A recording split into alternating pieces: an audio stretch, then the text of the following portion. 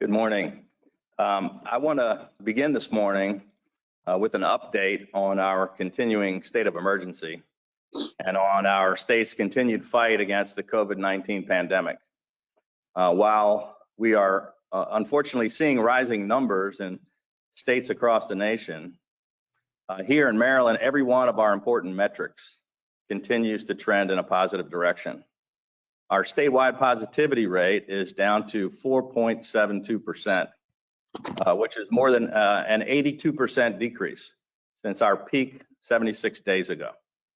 We've now conducted more than 660,000 tests statewide and have tested more than 9% of the state's population. Just as importantly, COVID hospitalizations and ICU beds continue to decline and plateau.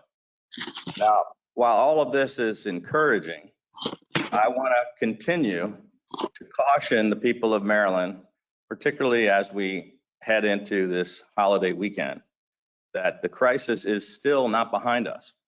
And the 4th of July celebrates the power of a small group of people banding together in the face of incredible challenges to overcome a common enemy for the common good. And now, as a nation, we're called to come together to meet another challenge of another generation. Just yesterday, 47,000 new cases of COVID-19 were announced in states across America, the most of any day since this pandemic began. Officials in 8 states announced single-day record highs in infections, and the number of new cases in America has spiked by 80% in just the past 2 weeks. In Maryland, rather than seeing record highs, we are continuing to experience record lows in the critical metrics, but we cannot afford to stop being vigilant and cautious. So before we begin this holiday weekend, I want to again stress that the coronavirus is beginning to spread rapidly among young people, many of whom are asymptomatic, but who could still infect their parents, grandparents, and others who are more vulnerable.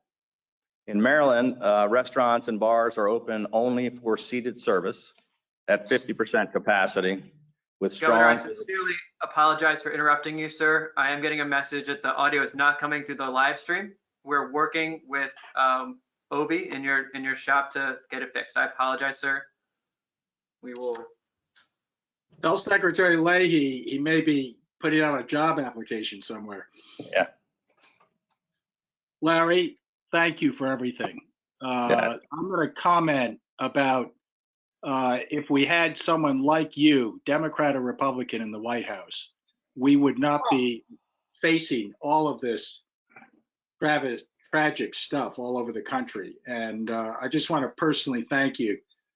I'm not sure I would have had the mettle, so to speak, to stick to the health restrictions that you have championed, and it's going to pay off. Thank you. I am very grateful.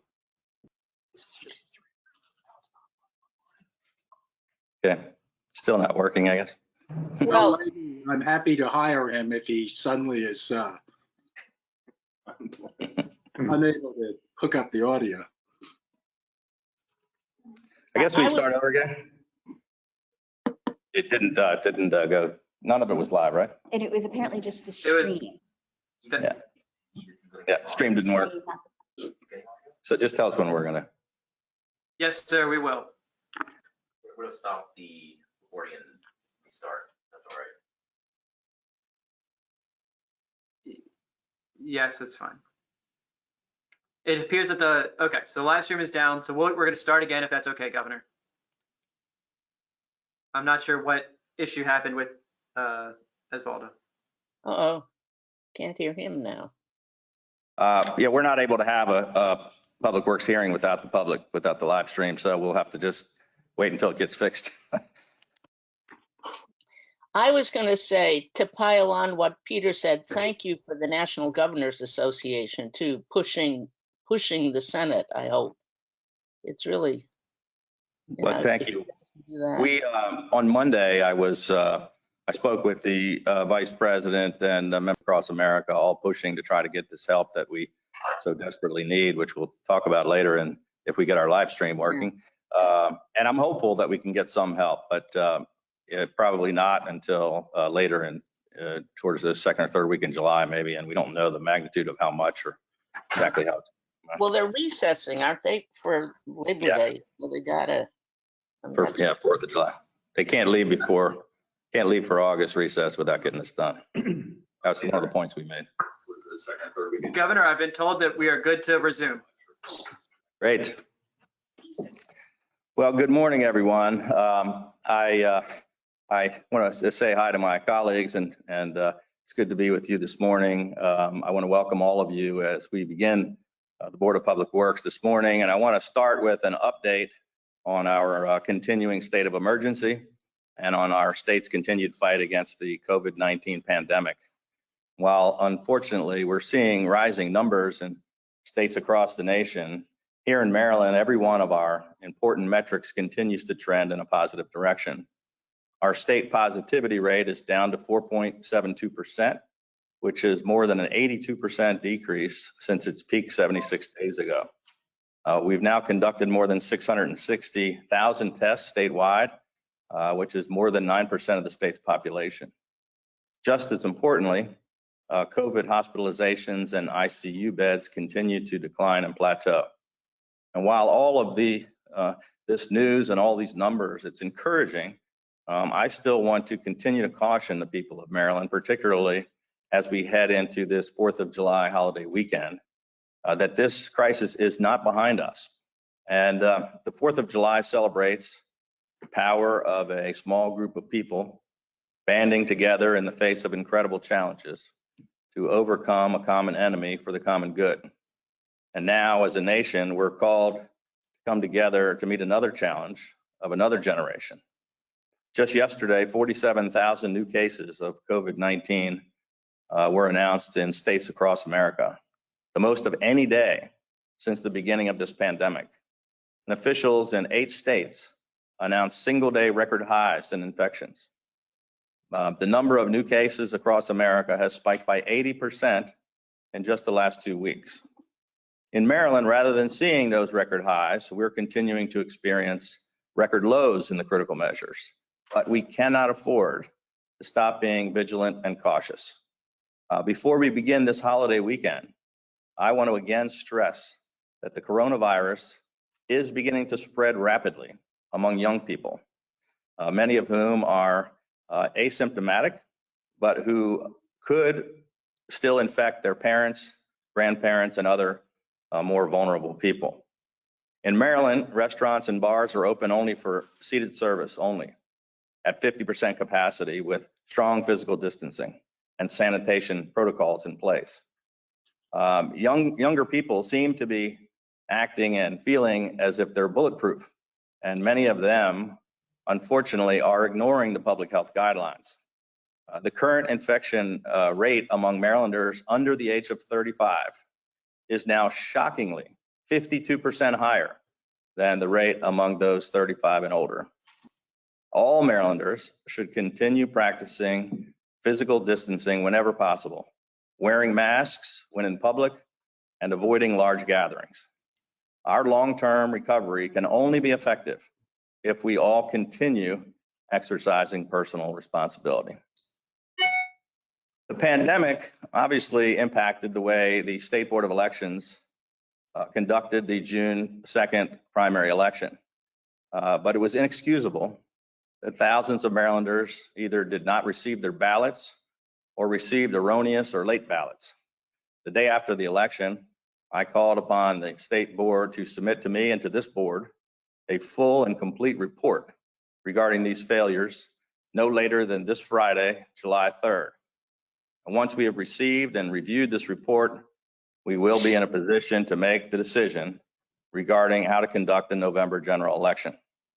Our ultimate goal must be to safeguard our democratic process and ensure that the November election is free of these issues and failures. This unprecedented global pandemic has caused catastrophic damage to the American economy. To put it in perspective, 8 million jobs were lost during the entire Great Recession.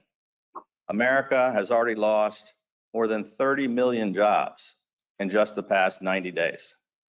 This is the worst economic collapse since the Great Depression, and Maryland is certainly not immune. Now, fortunately, our unemployment rate is 1/3 better than the national average, and we're in better shape than 42 other states. We have the 8th lowest unemployment rate in the nation and the very best in our region. But today we find ourselves at a critical moment in this economic crisis. Moody's Analytics told me and all the nation's governors that they forecast an average decrease in state revenues of 30%. 1.6 million state and local government workers have already been laid off, including 585,000 government workers just last month, with the potential for perhaps millions more. So far, we have avoided any of those layoffs, but in order to avoid them, we do have to make painful decisions. Every state in America, from the reddest to the bluest, will be faced with very difficult budget decisions. As chairman of the National Governors Association, I have been leading the fight for additional federal aid to the states to help cushion this severe and devastating economic damage. Beginning in March, when New York Governor Andrew Cuomo, NGA's vice chair, and I, on behalf of the nation's governors, jointly called on the administration and the leaders in both houses of Congress to take action. I have continued to push for this for months, including on Monday when I again called on the support of the vice president, while leading my 25th call in 3 months of all the nation's governors and the White House. Over the past week, we also directed more than $475 million in CARES funding to critical initiatives. For 6 straight years, our administration has provided historically high record funding for our schools. Education has been and will continue to be our highest priority. Just this week, we added $255 million more in additional education funding from the CARES Act. And while many states have already seen significant cuts and layoffs, despite our significant economic challenges, I am committed to doing everything possible to maintain level funding for K-12 education for next year with no reductions. We will also continue to maximize federal resources to ease the blow of this crisis and to help those Marylanders who need it most. But the reality is that responding to this crisis has created a multi-year budget crisis unlike anything the state has ever faced before, more than 3 times worse than the Great Recession. It will require further substantial budget reduction actions. According to a recent report by Moody's, if state and local governments do not receive additional federal aid, it could result in a drop of 3 full percentage points from the GDP and the loss of 4 million jobs.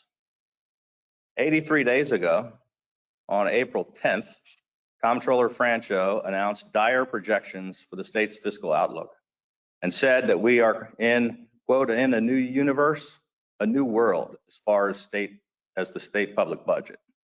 As a result of the comptroller's revenue forecast, the state immediately that day instituted a budget freeze, a hiring freeze, and we asked the Maryland Department of Budget and Management to determine options and to make recommendations for budget cuts, which would be required in all state agencies. The revenue shortfalls, while dramatic, are not as steep as anticipated. So the Budget Department has revised their proposed budget cuts accordingly.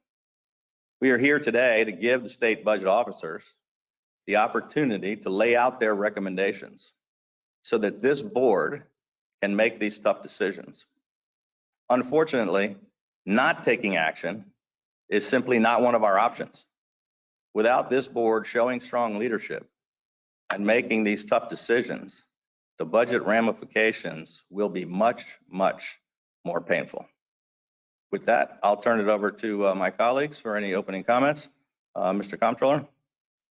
Thank you very much, Governor Hogan. And I just want to say personally how grateful I am to you and your team for the aggressive, clear, consistent messaging about the pandemic health issues. As a result, as you noted, Maryland is one of the safest states in the country right now. It will be difficult to keep that because there's so much freedom of mobility in the country, and so many states have not done what you've done so expertly. So it wasn't easy. It was controversial. I want to thank you for that. I want to thank you also for the small business support, which you've always been very, very helpful with all over the state, or I've been helpful to you. This is an incredibly important time to begin to think about the reconstruction of the Maryland state economy. You mentioned the unemployment, the business losses. It is really without precedent. And, you know, I just am stunned that the greatest country in the world, the United States of America, has been brought to its knees by a pandemic, and the economic consequences, as you said, are so devastating. And I just wish we had you or some other functioning adult in charge of the national effort, because Democrat or Republican, liberal or conservative, I think we would have been able to control this with a much reduced health loss and much reduced economic consequences. I think we may be restoring the 205 million in the cuts that I said I couldn't vote for. If that's the case, God bless you. I don't want to prematurely announce anything, but those are important to me because I agree with you that we need big cuts, and the big cuts are coming. But even with the 205 million restoration, we're, I think, second in history as far as the largest reduction in real time of the state budget. So I just hate to see prematurely us taking balancing measures on teachers and state employees and vulnerable Marylanders. So if that is the case, I just want to reach out and say thank you again. I agree with you. We should not sugarcoat things. There are going to be many, many more cuts because of the fact that the White House has dropped the ball, unfortunately. I'm not suggesting any names, et cetera. I'm just saying it's been a chaotic, contradictory message. But, you know, today we're going to start at a minimum with at least 500 million, almost $500 million in cuts added to the previous cuts last month. And I think it's a good way to start the fiscal year because, as you say, if we wait for 6 months, it's going to be a much bigger cut than what we're going to do, hopefully going to do today. But once again, I want to ask all the listeners to just imagine if someone like yourself had been in charge of the national effort. I'm not endorsing you, Governor. I like you. I have a positive relationship, but I am a Democrat. But it could have been anyone who could have put us on a much safer path much earlier. Thank you very much. Well, thank you, Mr. Comptroller. Thank you very much. Appreciate the comments. And now, Madam Treasurer, love to hear some. Governor, welcome back. It's good to see you, and it was good to hear the great health report last week. Thank you. We're all very happy. You and the comptroller and I think might differ a bit on the timing of cuts, but I agree completely, and some people have misinterpreted my position. So I'd like to just lay this out. I was going to wait until the item, but let me say it. Let me say it now. This is a very serious situation, and it is potentially a long-lasting situation because there's an enemy out there that is attacking us, this virus that we can't control. It's not even as though there were simply a weakness in our economy that we could grab hold of and correct. So I too agree that there are going to be long-term budgetary consequences for the state. Because I think they are long-term like this, and this is the first day of the fiscal year, I am not going to be agreeing today with taking these cuts. I believe that that we should wait until our 2020 revenue are in July 15th and get a good picture of what the what the 2020 revenue are, get a better picture on what the federal government is going to be doing. And I too thank you. I think the governor's pressure on the president and on the Republican-led Senate can make the difference. Because I can't believe there's a governor in the state that doesn't, in this country, that doesn't understand the problems we're facing. And I thank you for taking the leadership on this. But I think we should be spending the next month until these revenue numbers come in, educating everyone. We've all gotten letters. People do not understand where the funds come from and how they are allocated in this budget. So everybody is going to think that a cut in their area, and I'm talking about the citizens of our state, a cut in their area is targeted against them and is huge. I think it would be better, because this is long-term, to set out the problems and to set out where we are going to have to be looking for cuts, to educate people and get input from the public, and then way before January, Mr. Comptroller, start doing the cuts in an incremental, serious way as we begin to understand what our state fiscal posture is, what the federal government is, where the other reserve funds are that could be used, and a range of options. And I will be with you arm in arm in attacking this problem. And in fact, I know one shouldn't do this, but I would be more than happy to work with you and with the legislature and try to bring everybody together. I know when a guy gets in the middle, sometimes they just get shot from all directions. But I do think we are all together on this. And while we might have differences of specifics, and we'll get into that, and timing, there's no question that we are united, and we're going to solve the problem in this blessed state, which is really so much more fortunate than most. What I was going to start out saying was not that, but that, Governor, we met with the rating agencies yesterday, the comptroller in his office, the Department of Budget and Management, the treasurer's office, and the legislature, and talked to each of the rating agencies and laid out for them what our situation was, what our strengths were, what our challenges were. And I must say that after that, I think we agreed once again among ourselves that Maryland is very fortunate. We are much better off than most of the other states. I believe we will continue to be a AAA rated state. And one of the major reasons, and the rating agencies indicated this, was that in times of crisis, we have the capacity, because of the Board of Public Works and because of other parts of our government working together, to come together in a way that many other states don't, and to solve problems. I told them that there may be differences of timing or what cuts to take, of revenue enhancements and what forms to take. But the fact of the matter is, at the end of this year, we are going to have a balanced budget. We have always had a balanced budget. We will meet our problems. The comptroller and I together have, just on the Board of Public Works, not to mention the legislature, been involved in more than $2 billion worth of very difficult cut decisions in the last 10 years.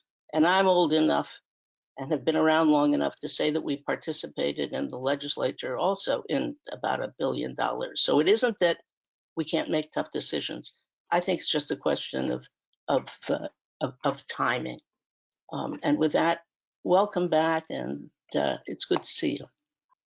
Well, thank you very much. Thank you very much, Madam Treasurer. Thank you both. It's good to be back with both of you. And with that, let's go ahead and get started. May I just add, the Lieutenant Governor did a great job for you. And well, thank you very much. And we still are in this state of emergency. And I can tell you that I've been focused on these twin crises of the health crisis and the economic crisis, day and night, 7 days a week with our team.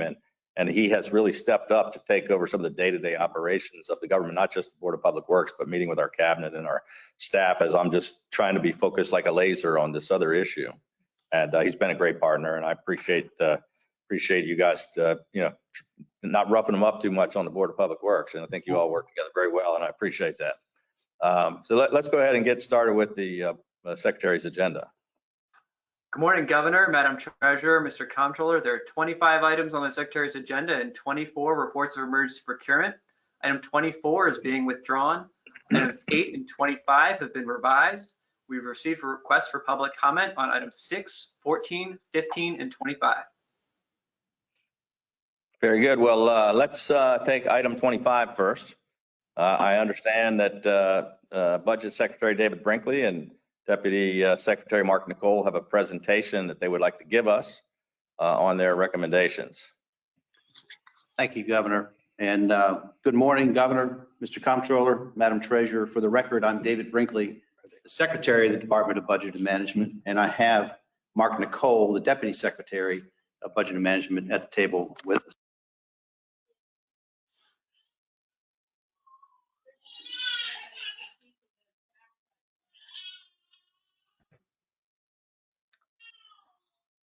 Secretary, please. Go ahead. Sorry. Go ahead. We've seen some of these graphics before. I don't know that the public necessarily has, so we hope that this is very helpful and informative. Do we have the slide presentation up on the screen, or can we get it up on the screen? There we go. Let's go to slide 2, please. Okay. On May 20th, Department of Budget and Management presented, and you, the members of the BPW, adopted $120.7 million in reductions to the FY20 budget to assist with its closeout. Those actions and these actions are in direct response to the economic impact caused by the coronavirus on Maryland's economy. The following graphs are critical to understanding the challenges we face and their cause. You will see the impacts felt in the last 4 months are much worse, as the governor said in his remarks, than the Great Recession. I will touch on unemployment, job losses, temporary cash assistance, and revenue losses. Next slide, please. This first graph is very telling. The Maryland Department of Labor and those in all other states have been under intense scrutiny, pressure, and criticism for the handling of unemployment claims. While I'm not privy to all the details of their mechanics, this graphic illustrates the magnitude of the problem for applicants, the agencies, and as a result of the economy. If we liken this to a watch or a clock, the conversations and criticisms are focused on how the instrument works, when what we really want to know is what time is it. For those who can't see the details, that second line from the top is 500,000 unemployment claims. It took 74 weeks for us to reach 500,000 claims in the Great Recession. It took 77 weeks, that's the yellow line, for us to reach that same threshold in the 90s. For the coronavirus emergency, it took only 8 weeks to reach that threshold, the blue line. Next slide, please. Graphic 2 shows Maryland's payroll employment levels compared over the last decade. The data in the table is compared to the 2020's first quarter. The red dashed line shows actual payrolls, and until this drop off, those were the projections for Maryland's employment according to the U.S. Bureau of Labor Statistics and Moody's Analytics moving forward out there. Moody's prepared 2 scenarios, S2, the blue line that you see, which is bad, and S4, the orange line, which is undeniably worse. For continuity, I'll be using both the S2 and S4 scenarios, and so does the Department of Legislative Services, the arm that handles these type of details for the legislature. And they rolled out their report yesterday. In the optimistic scenario, employment will bottom out at the levels of the last recession in S4. In S4, they go down even further, and we take longer to recover. Next slide, please. Slide 3 indicates the temporary cash assistance caseload going back to July 2009. You will see the previous peak of over 75,000 in December 2011. On January 20th, 6 months ago, we had 39,458 cases. But 6 months later to the day, June 20th, there are 82,757 recipients, a nearly 110% increase. The next slide, please. With slide 4, we see our Moody's data points again, S2 and S4. We have 3 fiscal years illustrated here. You'll see those along the bottom, FY20, 21, and 22. The blue line is S2, the more favorable line, which is the data point my office has been working toward. It shows for FY20 a reduction in revenues of $925 million. We'll see that number again later. The fiscal year starting today, it shows $2.06 billion. And for FY22, which we will start developing that budget this summer, nearly $2.6 billion. The orange line, S4, is more sobering. $2.63 billion in reduction in revenues for the current fiscal year, and for the year which begins in just 52 weeks, nearly $4 billion. You will see in the next slide that equates to our general fund revenues just 6 years ago. Next slide, please. This is very telling. The gray line are our actual revenues that we attained back to FY 2015. The green line are the revenue projections made as recently as March. The yellow line is S2, the bad scenario, which we're working from, and the red line is S4, obviously even more severe. And that's the one where we get to thresholds below FY 2016. The next slide, please. The rest of these slides were used yesterday with the 3 bond rating agencies. So Madam Treasurer, Mr. Comptroller, I know that you've seen these before, but in light of the economic impacts associated with COVID-19, the state has seen a late, sudden decline in revenues not shown on the earlier slide. In order to address this, the state and the governor implemented spending and hiring freezes in April 2020, which increased reversion guidance and expectations from state agencies. The Board of Public Works enacted $100.7 million in general fund reductions. And despite increases in the Medicaid program, we will achieve some budgetary savings tied to the enhanced federal match for the program, which we can use to balance the budget. We will also use the enhanced flexibility provided with the Coronavirus Relief Fund. And I'll tell you, we've been working on that very diligently.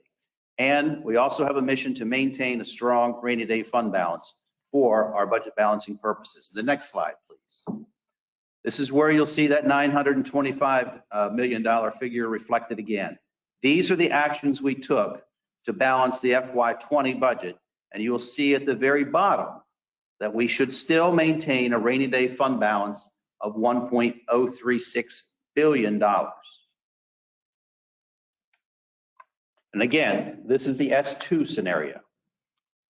The next slide, please. So today you have $395 million in reductions in front of you for consideration. And given the severity and suddenness of the decline of revenues, at this time, a rewrite of the FY21 is required. Our mission has been to try to use FY20 as a baseline and to try to get some spending thresholds at that level until we see the long-term impact and the severity of the impact of this new economy. The administration intends to carry forward the spending and hiring freeze put forward in FY20. On July 1st, we are bringing to you for your consideration a reduction of $395 million. And in addition, the administration will use the flexibility of the Coronavirus Relief Fund to offset general fund spending in the areas of public health and police and related activities. When we brought this item to you on May 20th, that number that we identified was $50 million. I think at the closeout for 20, it should be $90 million. Is that right, Mark? Correct. And our anticipation that for at least the FY21 budget, until we get to December 30th, that we could utilize $175 million to take care of some of those reductions. Otherwise, we'd have to bring those for your consideration for a reduction. The administration will continue to monitor future revenue growth and potential federal relief to determine if further budget reductions are required or if the rainy day fund will need to be further utilized. Next slide, please. The administration's budget reductions in front of the BPW include the following: level funding some local aid where possible, eliminate or reducing mandated funding, reduce the general fund PAYGO funding for FY21. We do not anticipate layoffs at this time. Administration reductions will be utilized, including vacant positions and operational efficiencies. And any details on reduction items in plain language document has been included to the bond rating agencies, and you also have that attached. To the bond rating agencies, that document, I think, was 125 pages for their reference. Next slide, please. The governor did announce okay, let's see that. I went through my notes pretty quickly there. The largest BPW reductions include the following: higher education, by reducing funding to higher education institutions by $131.5 million. Local aid by level funding community colleges to FY20 to the FY20 level of $36.4 million. This is where the governor did announce later some additional funding for community college as a result of the federal impact, and that money should be forthcoming to them. In health, we anticipate increasing the deficit assessment to the tune of $35 million, WMATA to the tune of $28 million, and juvenile services. Juvenile services recognized in the last fiscal year the decrease in populations. They went through a shutdown of 2 facilities, and we are now able to harvest and recognize some of those savings moving forward. The next slide, please. This slide covers what we received very briefly, but from the federal government on COVID-19 related expenditures. We received $2.34 billion through CRF, with the state receiving $1.65 billion and 5 jurisdictions. You'll recall that the criteria for that is a county that had more than 500,000 people could have direct access to the U.S. Treasury. So they received a portion of the monies. The governor and the state distributed $364 million to the remaining 19 jurisdictions that did not have that pipeline to the Treasury. To date, CRF-related expenditures have focused on addressing the public health crisis in the state. Expenditures are focused on PPEs, ventilators, testing, and other public health-related expenditures and business assistance. The recent guidance from the administration that the CRF can be used to match FEMA reimbursement allows for more funding to be used for the public health crisis and to potentially offset other expenditures in the budget. The administration will continue, again, to evaluate the needs of the citizens and businesses as it considers further distributions from the CRF. Next slide, please. I think it's important that people focus that what has been lost in all these discussions and criticisms about the needed reductions are these very important announcements by the governor for those areas which have been significantly impacted by the pandemic. The K-12 education announcements are very important. And as you can see there, total over $200 million. Under rural broadband, we see that an additional $10 million was added. You'll see on another slide, $5 million had been added for urban broadband because we recognize that there were also challenges on internet access in those communities. Higher education, $90 million. Business assistance, $50 million. And there's been a proposal to now use $50 million for nonprofit assistance, and the governor concurred with that. And an additional $10 million for rental assistance, I think distributed or proposed for DHCD, if I'm not mistaken. Next slide, please. The governor's emergency education relief fund was announced a couple weeks ago, and this slide was presented to the bond rating agencies yesterday. The community colleges, $10 million. Again, this is the backfill that I referenced earlier as we proposed that reduction on their increase, but then this money is allowed for the re-education of people for some job training skills that they'll have. K-12 education technology, $10 million. Innovative Education Solutions, $10 million. And again, the rural broadband, 10, urban broadband, as I pointed out. And we have two very unique schools in the state, the School for the Deaf and the School for the Blind, that are entitled to an additional $700,000 of relief there. So next slide, please. Mr. Secretary, just to make clear, though, the previous slide and the one before it, are some of those items like the broadband additions, or just making clear what? Those are in addition to the budgeted items we had. We already had rural broadband expansion plans in the budget.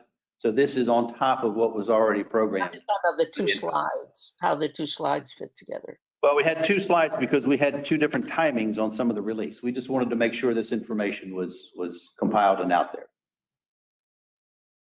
Was there 10 million for urban? There's And- 5 million for urban broadband and 10 million for the Okay, so rural it's just a broadband. repetition of. There's two got it. 10 million for rural broadband. So there's 20 million for Okay. rural I broadband. stand correct. We Okay, had that was my first 10, question. now there's 20 million for rural broadband. I stand correct. Now you know why there's two slides there. Thank Mark, you. chime in when I make a mistake. All right, will do. Look, it's a big budget. I'm trying to do the best I can here. The next slide, it should say immediate budget actions. It does. So immediate budget actions are needed. We will get across the finish line. The question and the challenge is to mitigate the pain and challenges that we have addressing these sooner rather than later. That's why we brought these to your attention now. It's not just for you to take action on these items at this point in time. And we do need you to take those type of actions. I understand the conversation about awaiting some of the numbers. But keep in mind, there are also people who are standing in line to receive some of these, and our mission is for them to be able to budget appropriately too, rather than having to make a deep cut or some deep aggressive actions later in the year. So again, you have some difficult choices ahead of you. The question is now, it's ongoing, and we have a challenge to deal with things as we go into this budget cycle. We have economic and fiscal impacts of the recession are worse than the Great Recession. Our bond rating agencies do expect states to respond quickly, especially AAA rated states. Governor, I'll point out to you that we had a great healthy conversation with the bond rating agencies yesterday. I know that the other two members of the BPW can concur with that. And they asked some very, very poignant questions along these lines. The FY22, we are all here talking 21 at this point in time. But the FY22 fiscal challenges are expected to be worse than 21. DLS's projection for the FY22 budget gap is $4.6 billion. That budget begins in 52 weeks.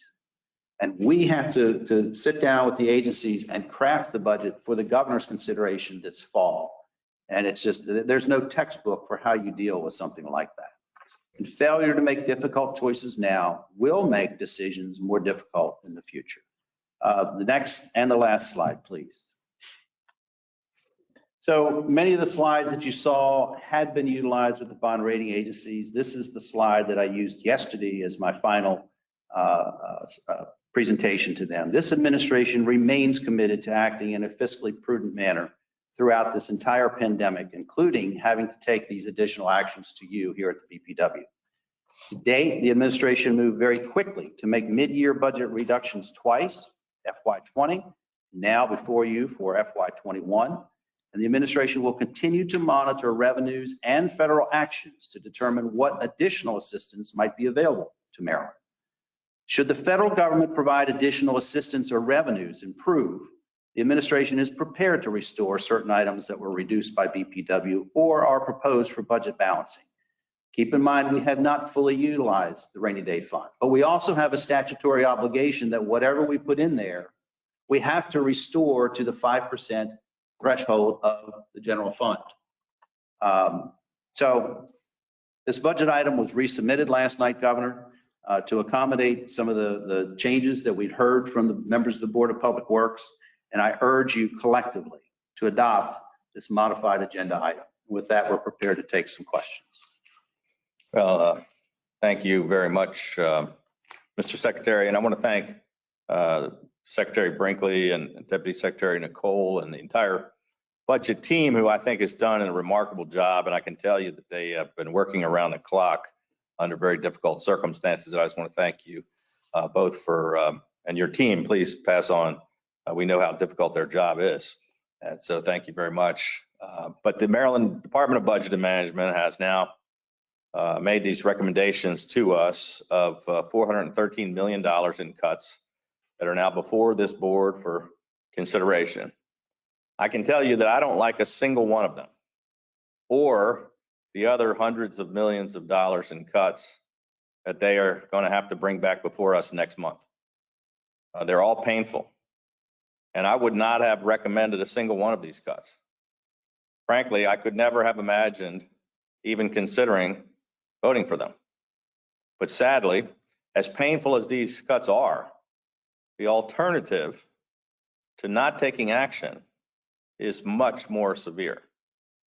Failing to take action, not making these strategic cuts that the budget team is calling for, would result, the cuts that are before us today, would result in having to lay off more than 6,350 state employees if we don't take these actions.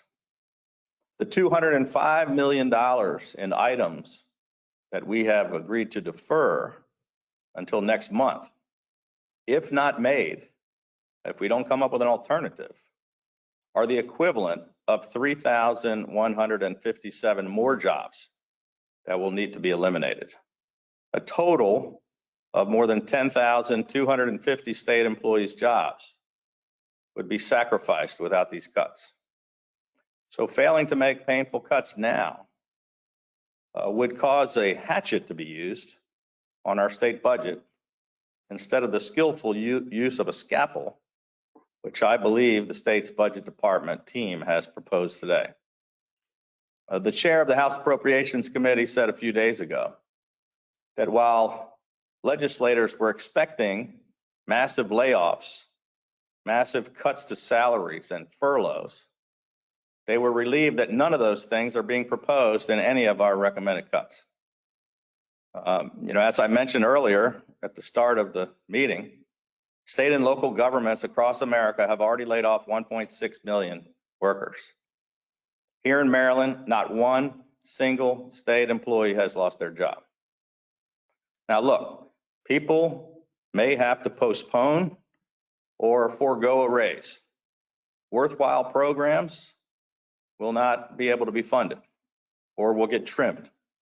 Departments won't see increases, but funding everything and cutting nothing is not an option. The three of us have the tough decision.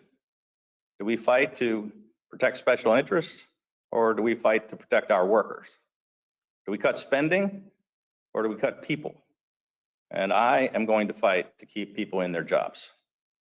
What we're being forced to do here is more difficult than we've ever had to do. And it's painful, but it's not as bad as what other states are doing across the country. And the difficult choices that we make today, and that we make, the difficult choices we make today, if we take these actions, will save the jobs of more than 6,350 state workers. But the ones postponed that we took off today's agenda, if they're not replaced, if we don't come up with another alternative recommendation, they will result in 3,157 people being terminated. So, we have led, Maryland will continue to lead on the road to economic recovery. But in order to make it through these difficult times, we are going to have to step up and make some very difficult decisions.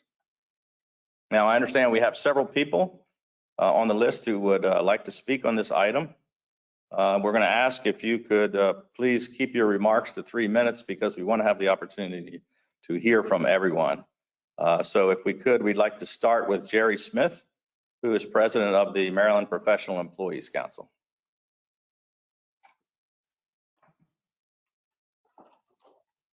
Mr. Smith. Yeah. Excuse me. Good morning, Governor Holden, Madam Treasurer, and Mr. Comptroller. My name is Jerry Smith. I am the president of the Maryland Professional Employees Council. We are the engineers, chemists, scientists, IT professionals, analysts, and administrative professional staff. Also, we represent teachers in the correctional facilities and unemployment insurance claim investigators. Maryland Professional Employees Council's impact members in Unit G are proud to do their part to make sure that the state can provide the services its residents need in a time of crisis. We are among those at the front line of this fight against COVID-19. We know the challenges of this pandemic, the threats to the safety and well-being this virus poses to residents and workers alike, and the damage it has caused the economy of the state. For 20 years, we have utilized collective bargaining as a way to ensure the voices of those doing the work for the state are heard in conditions of our employment. In previous difficult economic times, Impact has worked successfully with this administration to confront the economic realities facing Maryland and mutually agreed on a path that saved the fiscal solvency of the state. The reason I'm here today asking the board to hold off the proposed cuts is that we did not truly engage in exchange of well thought out proposals that constitute bargaining in good faith. I understand that the proposals today are slightly different from what was proposed to us. What was proposed to Impact roughly 10 days ago, we were given a harsh proposal for permanent cuts that included a permanent 5% reduction in our salaries, counseling, COLAs, and annual salary reviews, and an increase in employment contribution to our insurance programs. We offer specific remedies that would have been more amenable to the membership and save the state funding, proposals such as early retirement, which has been successfully used in Maryland in the past. So to reiterate, we stand ready to continue negotiating on the impact of the economic downturn caused by the spread of COVID-19 as on our membership. But to break the agreements between management and employees broker at the collective bargaining table and impose these cuts without substantive input by those who this day risking their lives on the front lines so that Maryland may recover, that's something we fundamentally oppose.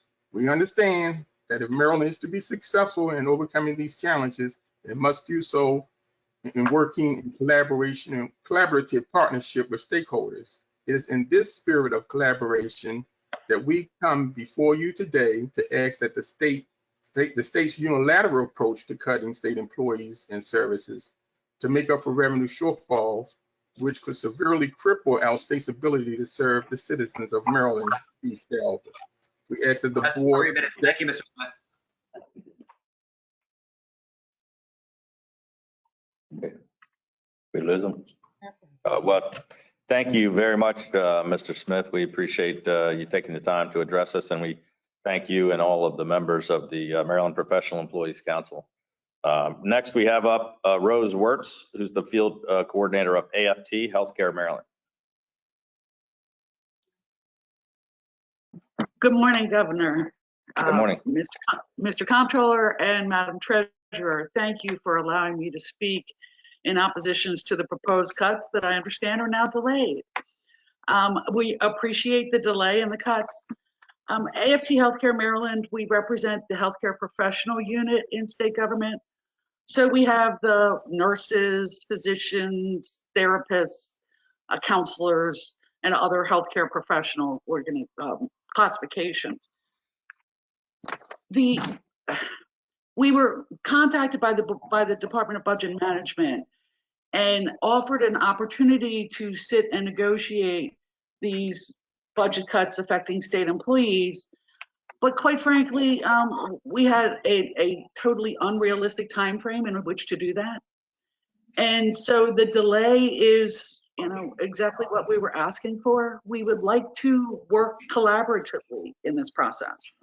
But we realize that the state is facing severe economic difficulties, and we want to be part of the solution. The cuts that were proposed were unilateral cuts. We would like to negotiate how these things impact our members, how they're implemented. We'd like to mitigate as much of the damage to our members as possible while still allowing for budget reductions to take place. So we thank you very much for delaying the cuts to state employee compensation. We welcome the opportunity to continue to bargain with the Department of Budget Management as we have in the past. We appreciate your leadership during this difficult time, and we want to work with you. And on behalf of the healthcare professional employees within the state of Maryland, we thank you for the delay and this opportunity. Well, thank you very much, Ms. Wertz, for coming to address us this morning. Thank you for your willingness to work together with the department and the cooperation. And thank you for all of the healthcare workers on the front lines during this pandemic, the incredible work that they've done. I know that the department has sat down to work collaboratively with 6 of our labor unions. 2 of them have already reached agreement and agreed on new collective bargaining agreements. And we're hopeful that with this additional time that others will be able to reach some agreements that will save thousands of jobs. So thank you very much. Next up, we have Lance Kilpatrick, Legislative and Political Director for AFSCME. Madam Treasurer, Mr. Comptroller, Governor, thank you. Once again, for the record, my name is Lance Kilpatrick, and I'm the Legislative and Political Director for AFSCME Council 3. AFSCME represents almost 30,000 state and higher education employees in Maryland, and today we're testifying before the Board of Public Works to urge the continued opposition to the cuts to state services and the state's workforce that has been proposed by the Department of Budget and Management. The COVID-19 pandemic has had a devastating impact upon people's lives, and thankfully Maryland's numbers are dropping. But the bad news is that each day more and more are infected and more die. Maryland state and higher education employees have been incredibly diligent and dedicated in meeting this dangerous challenge. Virtually all of our members have worked through the pandemic, including 10,000 essential frontline workers who have been directly in harm's way. They have continued reporting for duty, working long hours, often in dangerous environments, to health and well-being, to process unemployment claims, SNAP benefits, care for those with mental illness, just to name a few. It is work to be commended, and they have paid a price. Hundreds of them have contracted COVID-19 by coming to work, and Sister Karen Kennedy recently died after contracting COVID-19 working for the state. Given their commitment and dedication, we would have expected something a little more positive coming from the state. Instead, we are told that our duly earned COLAs and annual salary reviews that were negotiated with the state are being taken away, that our health insurance premiums will increase, that contributions from the state to our pension system will be reduced, and in higher education, they talk of furloughs and staff reductions. There has been a rush to cut by DBM. Initial reductions floated, but never formally submitted to AFSCME for a negotiation, included permanent 5% cuts in salary and thousands of PINs eliminated. We were given an unreasonable timeline to bring our bargaining team together to negotiate with little backup documentation to analyze and assess. We said we could meet on June 25th, but we're told it had to be the 24th or there would be no negotiating. And yet deals were reached with other public employee unions after the 24th, deals that included clawbacks of concessions made. We were not even afforded the opportunity to discuss alternatives. The information we saw was information that has been raised by members of this very board: an assessment of tax receipts from businesses and individuals, reconciliation of state accounts and funds for FY 2020, a full accounting and disbursement of CARES Act monies, and an understanding of potential new federal assistance. Much of this information can be learned this month. Other information may take longer, yet DBM instead asks for harsh concessions to be made now from the very people who are already sacrificing in order to serve Marylanders in crisis. We are pleased that the Board of Public Works has taken a step back from the abyss and hope that more reasoned, thoughtful, and strategic approaches will be taken that balance the needs of all Marylanders in this time of pandemic crisis, as opposed to exacerbating an already foul situation by harming the workforce that's keeping Maryland together and moving forward. Thank you. How are you doing, Kim? Yeah, thank you very much, Mr. Kilpatrick. First of all, let me also thank AFSCME. I mentioned at the beginning of the discussion that I've been leading the fight at the national level to get this assistance. AFSCME agreed to sign on that letter that we did from the National Governors Association with the local governments as well. And I know that unfortunately your union has bared the brunt of many of those 1.6 million people who have been laid off across the country. And we're hoping to avoid that here in Maryland. I just mentioned a moment ago about the potential for 10,250 jobs. Obviously, about 60% of those would be AFSCME. And we're hoping that we can reach other negotiations with you as we have with the other unions. So thank you very much.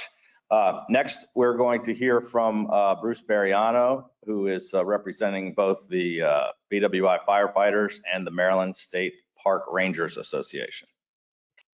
Good morning, Governor, and good morning, Madam Secretary, Madam Treasurer, and Mr. Comptroller.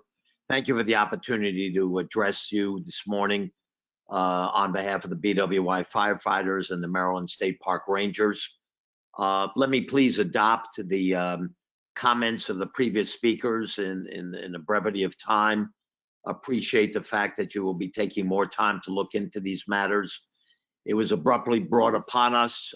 We really did not have a good opportunity to negotiate further. We had negotiated terms which were adopted by the legislature and then initially proposed for reduction. We fully understand the difficulties. We fully understand things have to be done. We just feel, as been stated before, that it's early, it's premature. You need further information, respectfully, not only in terms of revenue estimates, but what will be coming from the federal government, either under the CARES Act or the HEROES Act, and will be strings attached to it or not, to really have a better understanding. Both the firefighters and the park rangers will work totally cooperatively with the state. As you know, the state parks have been inundated with people and have just shown the dramatic blessing we have in the state to have such wonderful parks and the state workers that do that. And of course, our firefighters, I know they're very important to you, Governor. You've been wonderful to the firefighters. We deeply appreciate that. And we're frontline state employees like others. And we just want to be able to cooperate and be heard and have some more say in what ultimately might be the solution. Thank you very much for your consideration. It is good to see the three of you, and I'm glad to be a Marylander. Thank you. Thank you very much, Bruce. Good to hear from you. Lastly, we have Peter Cho May, who's the president and CEO of the Baltimore Symphony Orchestra. Good morning, Madam Treasurer, Mr. Comptroller, and Governor. Thank you for your leadership and for the opportunity to speak with you today. I'm Peter Cho May, president of the BSO. We respectfully ask that you do not approve the proposed elimination of the required appropriation of $1.6 million to the BSO in the FY21 budget. In 2019, the General Assembly enacted House Bill 1404, which did three things. First, this appropriated $1.6 million in FY20, contingent on the funds being released after July 1st of 2019. Second, it mandated an appropriation of $1.6 million for FY21. And third, this established a work group on the BSO to make recommendations regarding cost containment strategies, audience development, including diversifying access and increasing statewide public participation. The work group on the BSO, led by former State Senator Ed Casemeyer, developed a comprehensive set of recommendations to put the BSO on sound financial footing over several years. One of the goals of these recommendations is to rely on a declining amount of state financial support. The BSO has been diligently implementing this plan and in turn, leveraging private contributions to seed the organizational transformation ahead. The state commitment of funding in FY21 was integral to that effort and public response, as was a consideration of further bridge funds in FY22 and beyond. We understand the significant fiscal challenges the state is facing in navigating this unprecedented crisis, At the same time, we cannot understate the significant fiscal challenges facing the BSO now. As the state's largest arts organization, the planned state funding is critical to advance the major cultural, procedural, and systematic changes outlined in our forward-looking plans. On behalf of our board, musicians, and staff, we respectfully request the adherence to what we believe is a reasonable approach to the FY21 appropriation. Under the leadership of Governor Hogan and the General Assembly, Maryland is nationally recognized for its world-class cultural assets, and we are deeply grateful for your leadership and support. Thank you very much. Thank you very much, Mr. Chomay. Thank you for joining us this morning. Secretary Gottram, I guess, should we pull out this item 25 for a separate vote since it affects so many other items on your agenda? Yes, sir, that'd be ideal, Governor. Do we have a motion on item 25? I would move, thank you. I would move approval of the amended item. Governor, could I speak to it briefly again? Sure. As you know, I don't think the timing is right. I think this is a great beginning, this meeting, those slides, these presentations, these witnesses, a great beginning for a discussion which will quickly educate not only all our state workers, but the public as well, of the dimensions of the problem and of alternatives to only a series of cuts. I would urge that you not do the cut, at least not in its entirety, of the Baltimore Symphony Orchestra, for instance. The symphony is important to the culture of the state, to all parts of the state. The comptroller knows that Montgomery County built a great symphony hall because we too appreciate not only our National Philharmonic from the Washington area, but the Baltimore Symphony, which plays there during the year. And the symphony, for instance, that Mr. Chomay didn't mention, is also a very important educational institution, reaching out to students across the state and bringing them into the wonderful world of music. That's an instance of a small cut that I think does significant harm. Another is the movement, the eradication of the sister state program, the international programs in the Secretary of State's office. A very small item, but one that has tremendous impact and is not easily understood.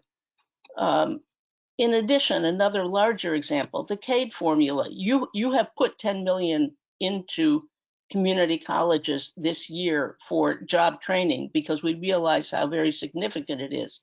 But on the other hand, taken out many more millions in this cut.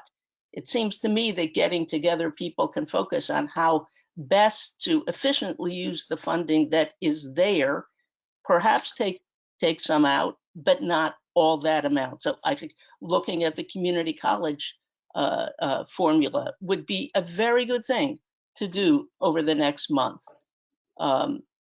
And another example, the Sellinger. I focus, as you know, on education. The Sellinger grant to independent colleges. It's a large grant, almost all of which goes to scholarships and aid for Maryland students. 90% of it. Those are students who couldn't attend without that aid, and we have provided that as a state. So I would simply urge us once again to wait until the 2020 revenue are in 2 weeks from now, and look at these cuts and at the total picture of the federal money, the reserves, and use the time to educate people. I appreciate the fact that the item before us is different than the one we saw on Friday, that this deferral of the employee-related cuts gives you and the administration and all of us time to talk to the employees, to understand what the options are, to look even at a progressive furlough instead of some of the other solutions, the sort of furlough where people who are paid more get docked more. These sort of options we simply haven't had time to look at. And I think in the interest of bringing everybody together and going together as a state, as we will in the end, I believe, we could use this time very efficiently. So that is why I will be voting against this motion. There are specific cuts, but more importantly, I think we are losing an opportunity to continue a further education. People will realize, just as you said, Governor, there are only certain places you can go for the money. You can't spend what you don't have. And we have to go where most of the money is. And everyone is going to have to give: the treasurer's office, the comptroller's office, the governor's office, all of us. And we'll get through, and we'll be a stronger state for it. Yeah. Thank you very much. I agree with a lot of what you said, and all these are worthwhile programs. I said earlier, I don't like a single one of these cuts, but I'm going to second the comptroller's motion because I just believe we have to move forward. We did postpone 205 million of these cuts so we can have a further discussion until next month. I'll just reiterate, though, that we have to find alternatives for that 205 million because I do not want to lay off 3,157 people. So just saying, let's just fund all these things, it is not an option. You have to come up with other alternatives. So I think we've got to move forward with at least the 400 today. We're going to have to move forward with 200 at our next meeting. If it's not those proposed cuts, it's going to be different proposed cuts. Not cutting is not an option. So I'll second the motion. The vote carries 2-0, and we'll move on to the next part of the agenda.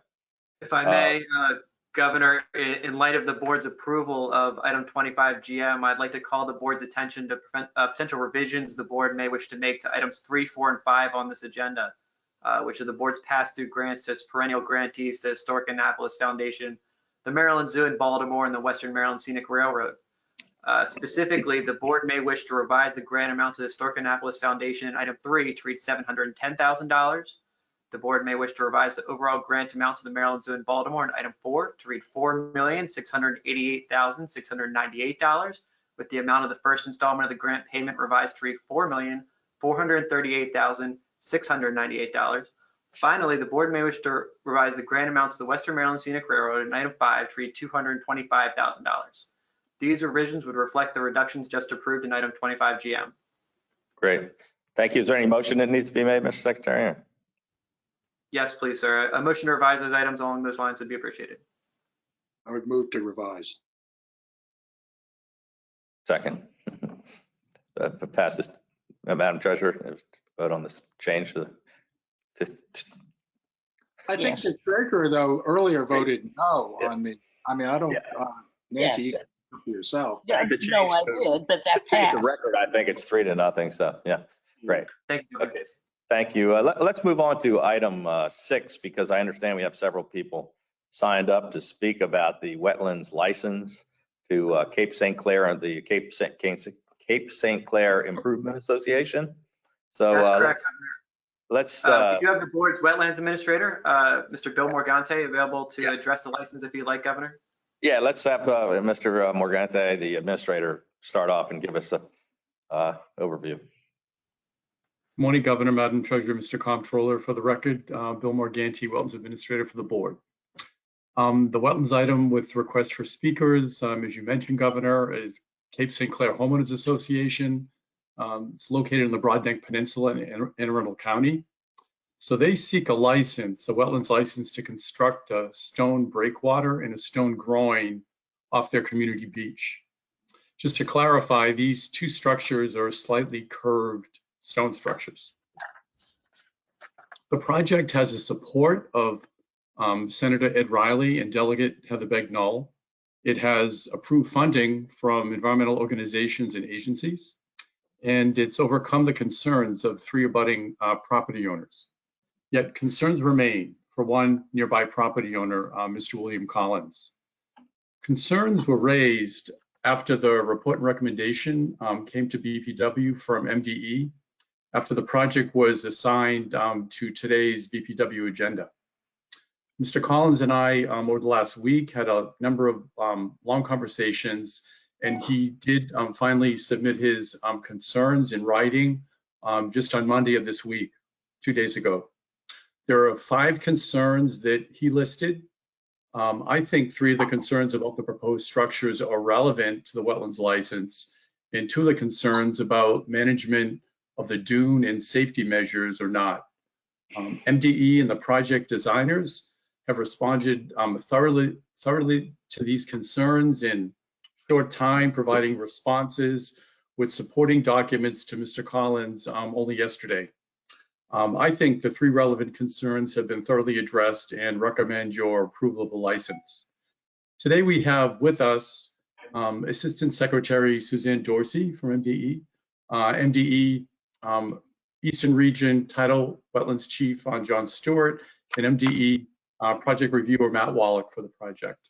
We also have actually design team members, Joe Berg, a senior ecologist from Biohabitats, and Albert McCullough, a coastal engineer from Sustainable Science. And we're all available to answer your questions.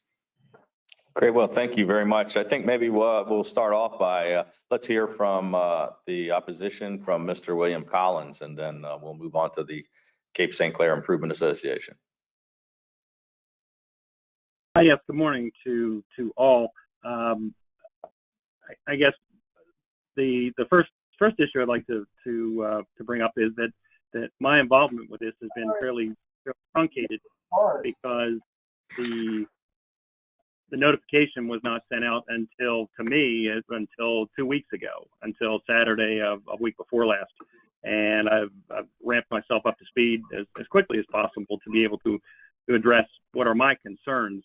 As far as support or opposed, I'm not either. I'm certainly not anti-fishing or anti-beach going or anti-fun. The movement seems to be to convert or annex a traditional wetland into a community amenity. The amount of traffic that has been on the property for many years is ever increasing, and I guess in my humble opinion, the erosion that exists is mainly caused by or exacerbated by the amount of foot traffic on the dune. And certainly the aerial photographs that were provided for me from the engineers themselves were certainly bear that out. The proposed structure is in the proposed disturbance area is 1,000 feet long. It is going to place 5,000 square feet of a permanent structure on the bottom of the Magothy River, and the limited area of disturbance is about the size of an aircraft carrier. The proposed structure is about 2.5 car lengths from my beach that I maintain and have maintained for the past 30 years. We plant grasses and we stay off the dune. We maintain the beach itself.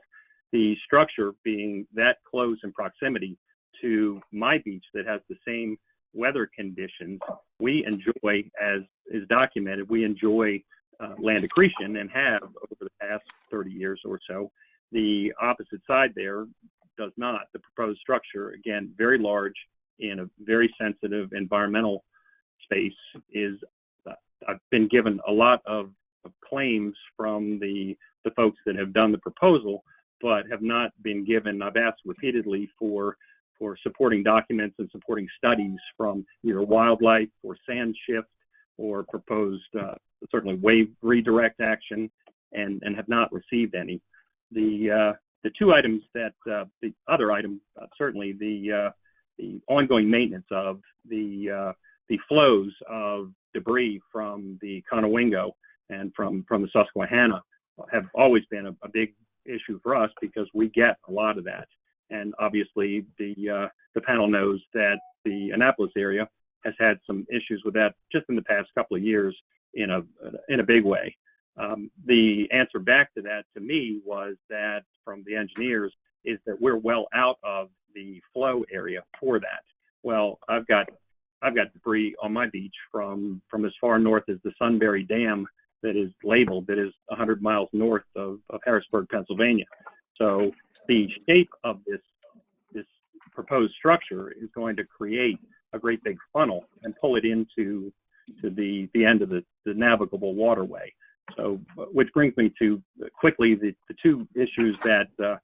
Morganti said that he was not as interested in, that were outside the scope. I put these in and mentioned that they are a little outside the scope, however, worth mentioning. The public safety of the use of the channel, because there are so many more over the years, so many more people using the channel as swimming and bathing and sunbathing and certainly boat traffic and kayaking and all the recreational parts of things. The young people, the little guys that come out to run out and line up on the end of that bulkhead to climb up onto the pilings and jump into the water is increasing, ever increasing. The riptide that rolls through there, we've certainly had drownings here even in recent years, and the lack of supervision and the enticement that not only the existing structures and the existing beach create, but also the proposed structure, without addressing that, I think that moving forward without, and again, I'm not for or against, but without addressing that, I think that's reckless. The other part of the proposal for the structure itself, the living shoreline was given a waiver, and for reasons that I won't go into, but everybody has their research on that. The proposed structure, put as many rocks out there as you want and pay as much money to do that as you want, but if they don't limit and channel the amount of traffic on the dune itself, and like they do in New Jersey and certainly on the Delaware and Maryland shore, that if that's not done in conjunction with the structure, then the erosion problem, I don't believe is going to be abated. Thank you very much. Thank you very much, Mr. Collins. And now we'll hear from Bo Breeden, who is from the Cape St. Clair Improvement Association. Thank you, Governor. Thank you for the opportunity to speak today. My name is Bo Breeden. I'm the Beaches and Parks Chair for the Cape St. Clair Improvement Association. We are a socioeconomic diverse community of nearly 8,000 residents located on the shores of the Magathi River and Chesapeake Bay. I'm here representing our community to help finalize these permits and move forward with our Living Shoreline project. For most of the last decade, our community has worked and strived to be better stewards of our environment. We have put forth countless volunteer hours into bettering our community-owned properties to improve local ecosystems, water health, and restore more native and resilient shorelines due to a number of challenges. This project before you is one of 7 sites we hope to restore in the near future to help accomplish these goals. In 2016, we hired Biohabitats to assess the community-owned properties and potential project. After listening to community priorities, working with federal, state, and county agencies, and hiring 2 engineering firms, Biohabitats and Sustainable Science, to study and design our project, we have moved forward towards funding these projects. Our story in Cape St. Clair is one where we have put forth countless work hours, but also the residents have voted for a special community benefit district budget process to fund and design this project, spending nearly $200,000 and dedicating up to $650,000 to help secure additional matching funding. We have created partnerships with the Alliance for the Chesapeake Bay, been awarded more than $298,000 from the Chesapeake Bay Trust and Anne Arundel County grants, secured a 2019 bond bill grant, and most recently DNR Capital Waterway Improvement Funding. In working with our elected state delegation of Senator Riley, Delegates Bagnall, Saab, and Malone. We have forged partnerships and support from local organizations such as the Little Magathi River Association, Cape Conservation Corps, Goshen Farm Preservation Society, among other committed partnerships with local scouting groups to help plantings of the new habitat during the course of this project. We as a community are striving to help protect and restore our eroding shorelines due to challenges of stronger storms, more frequent storms, the impacts of the shipping channel of the Chesapeake Bay, along with other natural challenges. We have worked diligently with the permit process for the last 2 years with multiple agencies and look forward to moving our project to construction stage. We believe this community-led effort and multi-organization partnership will not only benefit our 8,000 residents of Cape St. Clair, but help improve the Magathi watershed for generations to come. Thank you for your all's time. I'll be happy to answer any questions. Thank you very much, Mr. Breeden. I also understand that we have 2 project designers on the line, Joe Berg from Biohabitats, Albert McCullough from Sustainable Science, and from MDE, we have Assistant Secretary Suzanne Dorsey, Eastern Regional Chief of Tidal Wetlands, John Stewart, and Project Reviewer, Matt Wallace. I think let's go ahead and hear from Suzanne Dorsey first, and then if she wants to call on any of her colleagues, and then anybody has any questions of anybody. Good morning. This is Suzanne Dorsey, Assistant Secretary at MDE. We appreciate the close scrutiny of this project. We have reviewed it and worked with both parties on this issue and find that the revisions that have been put forward by the Community Association address the needs brought up by the property owner. We were able to get him an appropriate time, the notification, as he's across the inlet from this property. Is not exactly an adjacent property, but we recognize that it's very close and it's certainly in his community. So we took his concerns very seriously. I think he raises some really important issues for the community to consider. Certainly dune protection is a valuable and important opportunity. And we encourage him to pursue that with the Community Association through education processes, the partnerships that the community has forged with Boy Scouts and the Girl Scouts are an example of how that can be achieved. We have reviewed this very carefully in collaboration with Bill Morganti, and we believe that it's an appropriate exercise of the riparian rights of the community, and that it will provide benefits from erosion as well as important use of a tool, the Living Shoreline, which has co-benefits including carbon sequestration. So we support moving this permit through. I'm happy to answer any questions or allow John Stewart to talk to the specifics of it. Any questions? Yeah, Ms. Dorsey, could I just add, do you have any comments on the concern regarding the inadequacy of protection against storm surge? I don't have any concerns about it. I think that the design is appropriate to the needs of this community. Storm surge can and will be a threat to any coastal community. The design as it's laid out will offer appropriate support for this community. You know, I don't think that we have any significant concerns. That isn't to say, however, that a large storm can't and won't produce damage should that occur. Thank you. Any other questions? Okay, thank you very much. I'd like to call up items 14 and 15. I understand the Maryland Environmental Service is requesting approval of 2 architecture and engineering contracts to convert the cogeneration facility at Eastern Correctional Institute from burning debarked wood chips and fuel oil to operate on clean natural gas. This project will provide a cleaner and more reliable source of fuel for the Department of Public Safety and the University of Maryland Eastern Shore.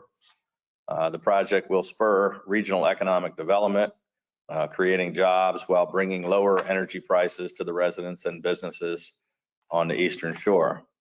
We've been working very diligently to expand their alternative energy options, and there's immense support for this project. We've heard from everyone from the University of Maryland Eastern Shore President Heidi Anderson, to the President of the Somerset County Commissioners, Craig Mathis, to Delegate Cherie Sample Hughes. We have with us the new Director of the Maryland Environmental Service on the line. I want to say, Charles Glass, welcome to your first Board of Public Works meeting in your new capacity. I have here with me your predecessor, Roy McGrath, who has big shoes to fill. He's now my Chief of Staff. He did a great job there at MES, and Charles, we're very happy to have you with us. We also have some speakers signed up to speak on this. First, we're going to hear from Anthony Field for the Chesapeake Climate Action Network.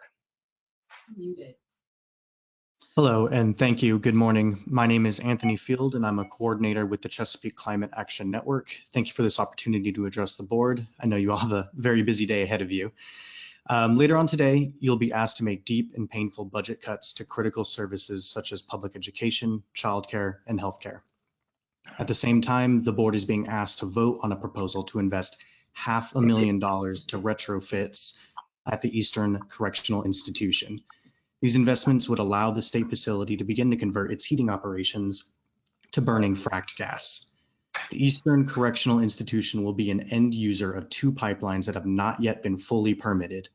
We understand that this is the first step in a multi-step process of converting the facilities to gas. Regardless, we still believe the investments you're being asked to make today are premature at best. Given the state's commitment to clean energy and greenhouse gas reductions, CCAN is further concerned that investments in gas are harmful to the climate and an unwise investment overall. Even if the steps are preliminary, additional investments in gas get us closer to being locked in a reliance on this harmful fossil fuel. Specifically, we request that you vote no on agenda items 14 and 15, or at a minimum, that you defer these investments to a more appropriate future meeting. Thank you. Thank you very much. Next up is Somerset County Commissioner Randy Laird.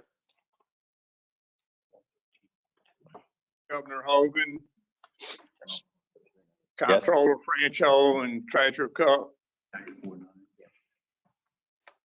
On behalf of the Board of Somerset County Commissioners, we strongly support this project to extend natural gas, to help extend natural gas to our county. This project, in my opinion, will help the carbon footprint by eliminating dirty fuels like wood chips and other petroleum products. We're not alone in this. We have overwhelming support from other local stakeholders, including University of Maryland Eastern Shore, Somerset County Public Schools, Somerset County Economic Development Commission, the town of Princess Anne, Pocomoke City, Worcester County Commissioners, Wycomico County Council President Larry Dodd, and the Tri-County Council of the Lower Eastern Shore. We'd also like to express our thanks to Senator Mary Beth DeRosa and Delegate Charles Otto for their support on this project. This expansion will bring natural gas to our county for the first time. In order to compete with other counties and jurisdictions, we need this for economic growth. It's hard to compete with counties that have natural gas because they can offer these companies a lot cheaper product to run their business. Therefore, I respectfully ask that you approve the 2 contracts and continue to support the success of Somerset County. Thank you very much. Thank you very much, Commissioner. Appreciate you being with us. Now we have a private citizen, Andrew Hines. Or Hines, I'm sorry. Not sure. Good morning. Good morning, everyone. Can you hear me now? Yes. Good morning, everyone. Thank you very much for this opportunity to participate. I am a lifelong resident, taxpayer, and utility ratepayer in the state of Maryland. I'm 60 years old now, almost. I'm requesting that you either reject this $500,000 expenditure or put it off to a later date, and for 3 reasons. I'll try to be brief. The first reason is because of the current COVID pandemic and the current economic crisis. I believe we have many, many, many more pressing priorities for a $500,000 investment of this kind. Second, we are in a climate crisis. It's not impending, it is here. We are living it right now. Every pound of methane and CO2 that we put into the atmosphere will result in a life lost somewhere in the planet. That is a fact. We have exceeded our limit for these kinds of gases in the atmosphere. So we are doing more harm with this.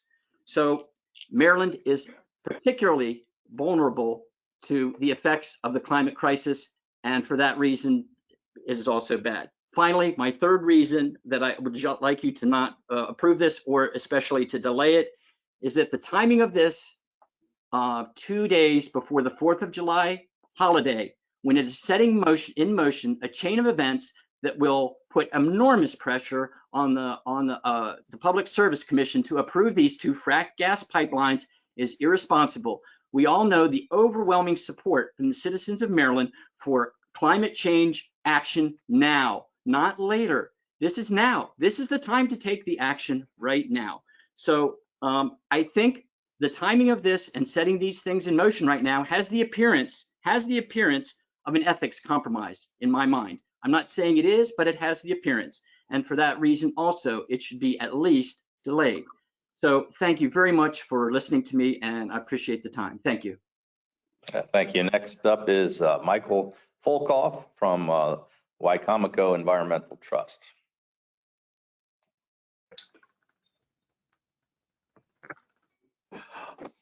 Good morning, board. I'm Mike Folkoff. I represent the Wycomico Environmental Trust, as well as the county in which the pipelines are going to pass through. But the question at the moment is, to the logic of approving this expenditure when the pipelines have not yet been fully permitted. We stand some chance, as the future holds, not only of not having the pipelines, but also we see, although it's controversial at the moment, and there is some people who don't think so, that the future is not in natural gas. It's not in fossil fuel. It's in alternate energy sources. And those alternate energy sources are not far away. They're around the corner. And many people are thinking they will be here even sooner than we might think, given the current technological advances. In this time of COVID, when money is so precious, when the budgets are so tight, to approve this under those circumstances and leave behind stranded assets, as well as this and other problems, it doesn't seem logical to at least postpone this decision until these pipelines are fully permitted and the process has a chance to proceed to the end. Thank you very much for hearing me. I appreciate your consideration. Yeah, thank you very much. Next, we're going to hear from former Senator Jim Mathias, who's the Director of Government Relations for the University of Maryland Eastern Shore. Good morning, Governor. Good morning, Madam Treasurer and Mr. Comptroller. And I just want to say how humbled and honored I am to be here this morning representing be with you, but also representing, most importantly, President Dr. Heidi Anderson, President of the University of Maryland Eastern Shore and HBCU. And we thank you so much for the good work that you do. Although we're here from UMES, and you hear this is items 14 and 15, we ask for your favorable support because we're kind of partners in the pro forma. It was our diligence that really enabled Chesapeake to bring this project in. As end users, UMES and ECI will make certainly a much more affordable and a cleaner fuel with less emissions. We will take diesel trucks off the road that deliver our product now. And this is a good pragmatic choice that we ask you to make. Please respectfully, please don't allow the perfect to be the enemy of the good here. UMES has been recognized as an environmental leader by a magazine, University Magazine. You may remember when modestly I was in the community jurisdiction in the Senate Finance Committee. We were leaders working to make land-based wind turbines happen in Somerset County, Pioneer Green. And we were right on the cusp of that happening when Patuxent River, when our defense contractor stepped up and said that would be awkward. We have a solar array there, not awkward. It would really be harmful to their business model there down at Patuxent River. And that project was sadly defeated at that time. What I'm trying to say to you is with our solar array, certainly we generate about a 2.2 megawatt energy for our consumption there. We do other things, and this clearly will allow us to be a clean end user and a best corporate citizen and a university citizen for our environment. Respectfully, I asked for your favorable report. And as the summer goes forward, Governor and Madam Treasurer and Comptroller, on behalf of President Anderson, I invite you to the campus. Please come down. We're LEED certified. Our aviation engineering building is LEED certified. We have geothermal, and I look forward to seeing you on campus. And respectfully, I have to say this: I look forward to seeing you on the shore in my hometown, Ocean City, Maryland. Thank you so much and have a wonderful July. Thank Governor, you, could I Senator. ask you the senator question? Or maybe you, I don't know. Has anyone gone back? Did anyone go back to the Navy after they nixed the plans for the wind turbines? If I could, I have to tell you that it was the first time and the only time that our dear friend, Majority Leader Steny Hoyer, has come as a former. Remember it well. I remember it too. I was the last standing Democrat, Madam Treasurer and Mr. Francis. Everybody kind of left me in the lurch there, but he promised me that we would be able to work this out. To date, we've broached that a few times. That has not been able to happen. I'll be very honest with you, but I have his good pledge to go forward. But this is important. But you all have pursued an alternative renewables. We have, as I've illustrated. In addition to what you had. Yes, and again, I like to say practical and pragmatic. This is a practical and pragmatic decision to move forward. And you know, the one thing that we're struggling with today are these budget cuts, the savings that this will allow. And as in an HBCU, every dollar is critically important. It'll go to the bottom line, our first generation students. It's critically important. As we recover from COVID, we don't know the depths of it, but I want you to know this on behalf of President Heidi Anderson, we're a solid partner and we appreciate the good work you do. And I just have to say this as a person that's been affected. I too, Governor, share Treasurer Kopp's glee in your good health report.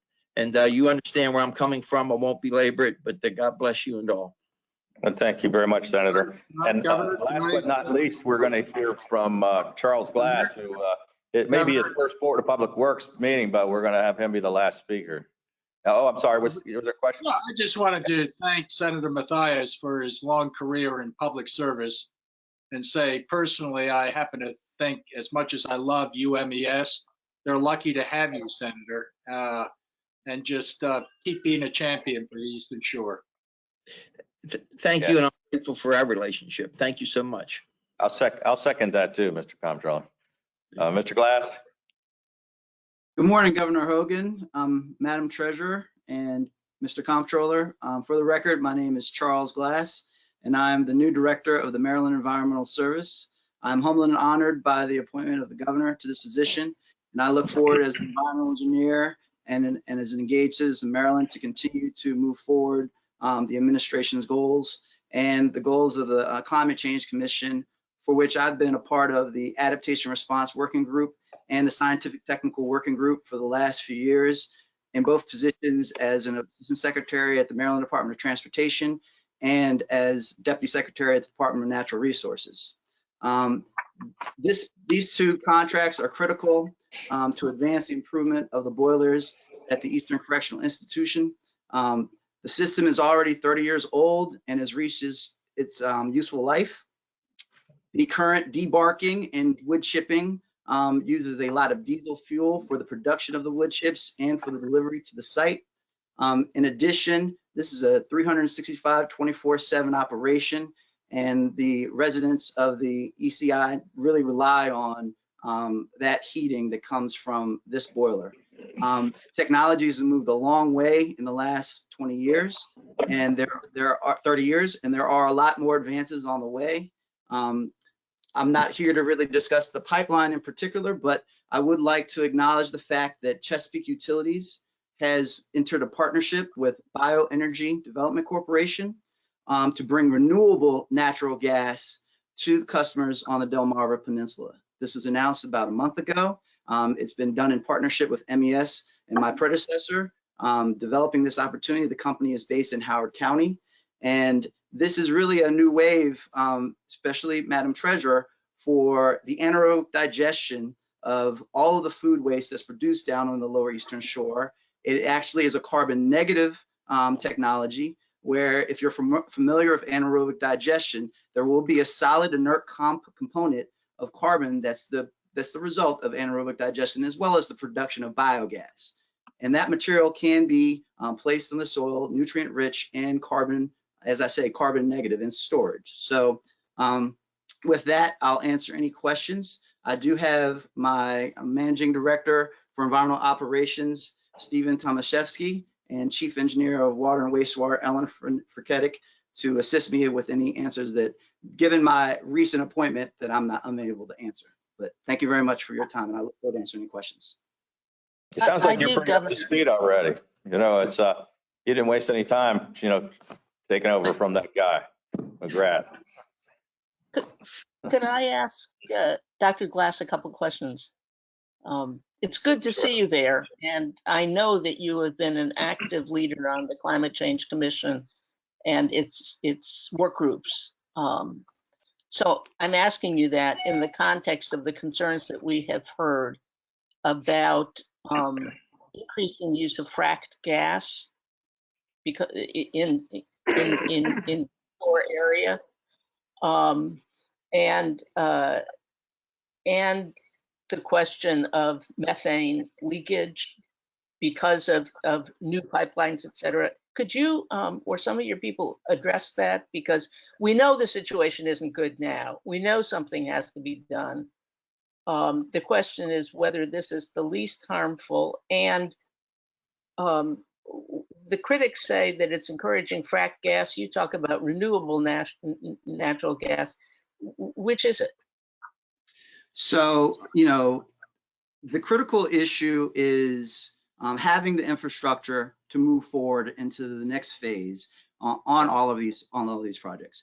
You know, anaerobic digestion and production of biogas as a renewable natural gas is not new in wastewater treatment.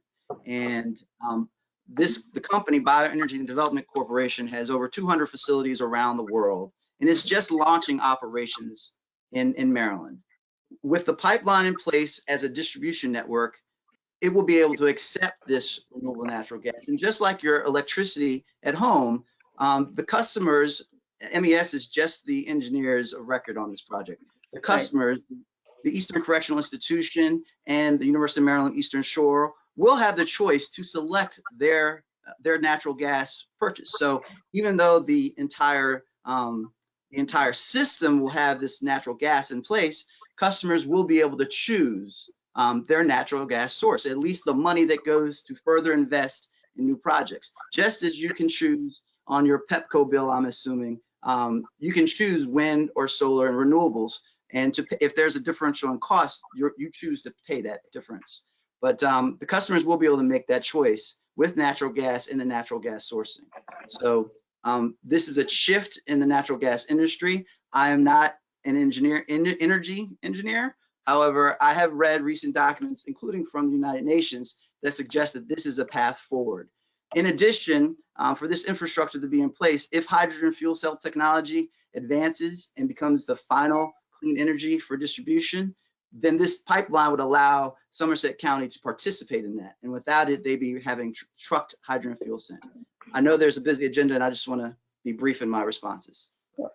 I'm not quite sure I understand the response, but Governor, you're on record, as the state is, not wanting fracking here and not wanting to be dependent on frack gas. Is there a way that we can see that at least the state institutions don't go in the wrong direction? I guess we're opening it up for the entire Somerset County area. I'm a bit concerned. Well, I understand your concern, but I mean, this has been in the works for, I think, 5 years. I think this clean natural gas is much better than burning crude oil and burning trees. Yes. And it's a step in the right direction, and all the things that Administrator Glass just talked about is, I think, doing a lot to improve the environment. And I think we're already obligated to Chesapeake Utilities with $1 million a year commitment from the state for not closing, so that there's no budgetary concerns. And I think they've addressed all the environmental concerns. I think it's much, much better for the environment. And I think we ought to move forward. But I understand if there are concerns, we ought to talk about them. Well, I understand it is an improvement, and I agree with Senator Mathias. You can't let the perfect be the enemy of the good, and we have to do something. But I'm not quite sure I understand how we can do this and still have some control over the origin of the gas that we are using and meet the mandated greenhouse gas goals that you and the legislature and everyone have subscribed to and enacted into law, where this fits in. I'm not sure we're going to be able to resolve all of that today at this meeting, but it's a great discussion to have. Has the Department of the Environment, the head of the Climate Change Commission, taken a stand on this? I mean, they've been talking about this project since 2015. I'm not sure now's the time to bring up these issues, but I don't have any of those folks here to talk to you about it. This is the only time I've been voting on it. Could I just comment, Governor, Madam Treasurer, you probably have forgotten, but I was the subcommittee chairman in appropriations many years ago Right. that approved the wood chip. I know. We thought it was a all great innovation. So it's your fault. great for, a great idea. It turned out to be not so great, I guess. But I think, I thought I saw just recently that the largest gas fracking company in the world is filing for bankruptcy. They're ironically named Chesapeake Energy, and they're based out in Oklahoma. But I think the whole fracking industry right now is going through a significant shrinking. But obviously, the treasurer always is correct in saying we want to pay attention to the future. I don't really think this is the support fracking or not type issue that we need to resolve right now. And I guess that's really my question. Can we go forward with a design of the pipeline, et cetera, and not be committed to continue to discuss the question of the origin, the nature of the gas? It has to go to the PSC anyhow. We don't know. No one knows. No one can answer. Forward with this, with the treasurer's caveats, and I think there's a good one that you need to keep us in the loop as far as, is this renewable or is this just, a big that was attached to this thing? I'd be interested in that, but I do think the fracking industry as a whole is, it's not hanging by a thread, but it's in a very fragile economic situation. Well, that would be good. Any other questions on this item? Any other questions on the remainder of the secretary's agenda? Move approval. Is there a second? I'll second. This is, we took the budget items off, so this is the remainder of the secretary's agenda. It's been moved and seconded. All those in favor? Aye. Aye. Aye. With the understanding that we'll continue to pursue this question of not using frac gas. Sure. I'm sure the PSC will take a look at those concerns. Now we're going to move on to the DNR real property agenda. Hi, good morning, Governor and Madam Treasurer, Mr. Comptroller. For the record, I'm Jeannie Hadaway-Riccio, the Secretary of the Maryland Department of Natural Resources, and we have 6 items on our real property agenda today for which we are seeking approval, and we're happy to answer any questions you may have. Good morning, Madam Secretary. Are there any questions on the DNR agenda? There aren't. I'd move approval, but it's always good to have the secretary with us. And thank you for doing a great job, because I know people are flooding the parks right now. This weekend will be busy. Yes, Is there a second on the DNR agenda motion, Madam Treasurer? I would second that. I'm sorry, Madam Secretary, we never seem to have anything to pick at you on, but thank you. I'm okay with that. I'm sure we'll find something, though. We'll work hard maybe next time. So it's been moved and seconded. The vote is 3-0. We'll move up next to the university system agenda. And I want to welcome Tom Hickey, who is presenting the university agenda for the first time, I think. He's taken over for Joe Evans, who retired last month. So we're sorry to see Joe go after so long, but we're very happy to welcome you, Mr. Hickey. Thank you for joining us. Thank you, Governor. Good morning to you, to the Treasurer, Comptroller Francho. I'm representing the University System of Maryland. We are presenting 7 items for your consideration. We are withdrawing item 7. And I have a team of people backing me up to answer any questions you may have. Are there any questions on the University System agenda? Is there a motion? Could I just ask one brief question? The School of Public Policy, you're still going forward with working on the School of Public Policy, right? That is correct. Madam Treasurer, we should be bringing that item back at the first meeting in August. Thank you. Thank you, Governor. I would move approval unless there are other questions, and I was glad you asked that one, Madam Treasurer. Is there a second? Second. Great. The motion carries 3-0. We'll move on to the Department of Transportation agenda. Good morning, or I'm sorry, good afternoon, Madam Treasurer, Mr. Governor, Mr. Comptroller. For the record, my name is Greg Slater, Secretary, Maryland Department of Transportation, and the Maryland Department of Transportation is presenting 12 items today for your consideration. I am here as well as representatives to answer any questions you may have. My question is, what's the traffic going to be like on the Bay Bridge this weekend for the 4th of July? You know, we're trying to space it out a little bit, but we expect some increased traffic. But of course, this year's holiday comes with a different kind of safety challenge and health threat. So you're going to see some of that messaging in what we do as well. Yeah, thank you very much. Any questions on the Secretary's, on the transportation agenda?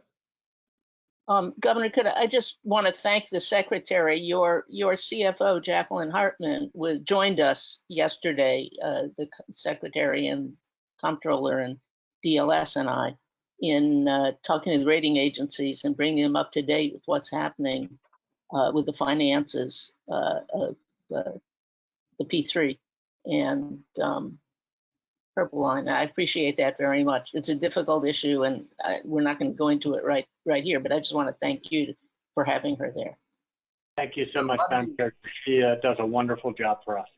Yeah, let me just second the Treasurer, because that was a potential thorn in the side of our application, and she handled it very expertly. Obviously, there's still some big uncertainties out there, but you know, she indicated that you guys were going to be down in revenues, like I think 500 million last year, 500 million again this year that we've just entered. So she really kind of set the groundwork and calmed down everybody's questions. And so thank you I agree with the Treasurer. Thank you very much. Thanks for both. Thank both of you for giving the compliment to his department. Any other questions on the Secretary's agenda, or is there a motion? Move approval. Second. Yeah, 3-0 on transportation. We're going to move to Department of General Services. Good afternoon, Governor, Madam Treasurer, Mr. Comptroller. For the record, I'm Ellington Churchill, Secretary for the Maryland Department of General Services. Today, we have 33 items on our agenda for your consideration, including 1 supplemental, and we are withdrawing item 18, and we're available to answer any questions you may have at this time. Anybody have questions on the DGS agenda? I have a lot of confidence in the Secretary. I just want to make sure your staff continues to work with my staff on this emergency procurement, oversight, I guess. And thank you for what's going on. And I just want to make sure that at the next meeting, we have some kind of presentation. Yes, we are continuing to update the board staff. I do want to thank the Comptroller's Office and the Treasurer's Office for the assistance, and we're going to get all the information that is required so that this can be reviewed by the board. So thank you for your cooperation and patience. Thank you very much, Mr. Secretary. Is there a motion on DGS? Move approval. Second. 3-0. Thank you very much. That concludes today's board meeting. I want to thank my colleagues and thank everybody for joining us. And we'll look forward to seeing you in a couple of weeks. Thank you. Thank you, Governor.